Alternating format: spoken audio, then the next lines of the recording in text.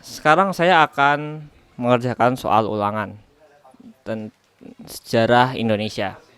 Saya Thomas Aquinas Ekandita Rakian Dadadewa, absen 26 12 IPS 1. Oke, soal pertama. Pemberontakan PRRI dan Permesta merupakan pergolakan daerah yang berkaitan dengan sistem pemerintah. Bagaimana upaya yang harus diwujudkan pemerintah untuk mengantisipasi pergolakan serupa pada masa kini? Jelaskan. Nah, memang PRRI dan Permesta itu organisasi yang dianggap pengkhianat oleh pemerintah dan kemudian dilaksanakan operasi militer oleh pemerintah untuk mengatasinya. Nah, hal serupa juga terjadi di beberapa tahun berikutnya, yaitu GAM dan OPM. Meskipun ini agak berbeda. Kalau GAM itu pada awalnya memang operasi militer dilakukan oleh pemerintah Indonesia untuk membela diri dari serangan GAM. Tapi pada akhirnya dilakukan negosiasi kepada GAM, sedangkan OPM masih dengan proses militer. Nah, bisa ditiru dalam GAM ini itu mereka merasa tidak diperlakukan adil oleh pemerintah Indonesia. Dan itu hal serupa yang terjadi pada PM, pada PRRI, Permesta. Mereka sama-sama merasa tidak diperlakukan dengan adil oleh pemerintah. Tapi di GAM ini mereka bisa bernegosiasi dan itu kemungkinan bisa juga terjadi pada OPM. Meskipun OPM sendiri bukan organisasi yang satu, jadi ada banyak organisasi yang mengatasnamakan OPM sehingga susah untuk dilakukan negosiasi. Nah, hal yang bisa dilakukan oleh pemerintah, apalagi untuk diri kita sendiri, adalah dengan menganggap bahwa OPM GAM itu adalah mereka yang menjadi korban ketidakadilan di negara kita. Bagaimana kita harus bisa memberikan keadilan kepada mereka. Kita memperlakukan mereka dengan adil, tidak ada diskriminasi, tidak ada kata wah kamu monyet atau apa, itu harus dihilangkan. Jadi kita sendiri kemudian dari pemerintah melakukan negosiasi.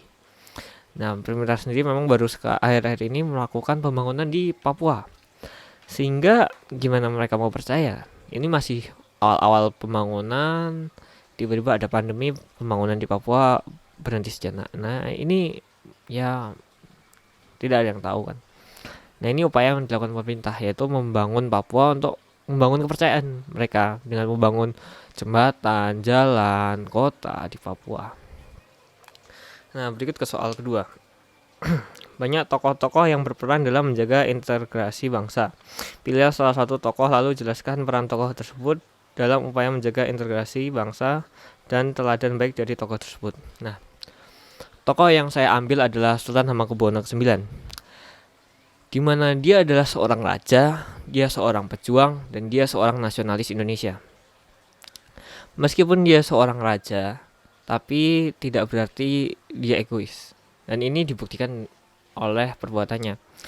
Pada saat kemerdekaan, dia membantu Indonesia untuk merdeka. Padahal negara Jogja atau Yogyakarta itu sudah ada sebelum Indonesia.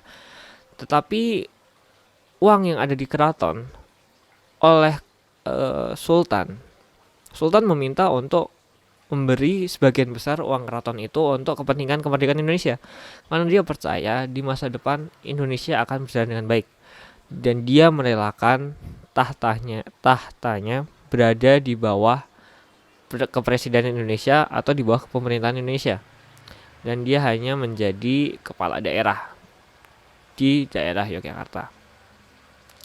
Dan itu suatu yang bagus karena itu nasionalis. Dia berani mengorbankan apa yang dia punya untuk kepentingan nasional atau kepentingan semua orang.